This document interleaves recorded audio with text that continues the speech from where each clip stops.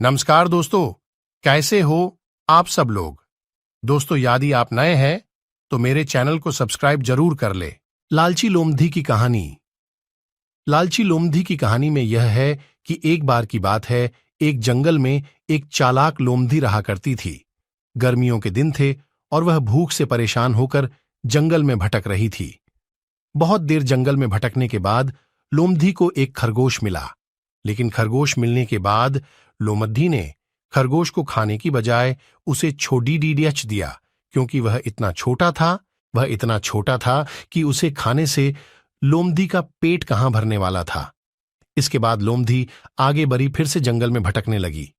कुछ देर जंगल में भटकने के बाद भूखी लोमधी को एक हिरण डियर दिखा।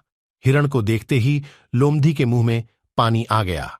लोमधी हिरण को पकड़ने के लिए उसके पीछे दौड़ने लगी। लोमधी ने अपनी पूरी ताकत से हिरण का पीछा किया, पर हिरण लोमधी की पकड़नी में नहीं आया। अब लोमधी खाने की तलाश में बहुत ही थक चुकी थी। जब लोमधी के हाथ हिरण भी नहीं लगा तो लोमधी सोचने लगी कि इससे अच्छा होता वह छोटे से खरगोश को ही खा लेती जिसको उसने छोड़ा था। कुछ देर आराम करने के बाद लोमधी खरगोश को ढूंढने के लिए फिर से जंगल में भटकने लगी। जंगल में खरगोश को ढूंढते हुए लोमधी वहां पहुंची जहां उसने खरगोश रैबिट को देखा था, लेकिन लोमधी को वहां खरगोश नहीं दिखा। थक हारकर लोमधी को अपनी गुफा में लौटना पड़ा, जिसके बाद कई दिनों तक भूखी लोमधी अपनी गुफा में भूखा रहना पड़ा और बहुत दिन बीत जाने के बाद लोमधी को खाना मिला। कहानी की सीख।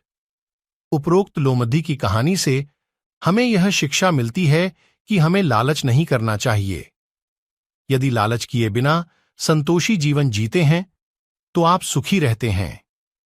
हिंदी में लालच गीडी के प्रसिद्ध मुहावरा भी है कि लालच बुरी बला है।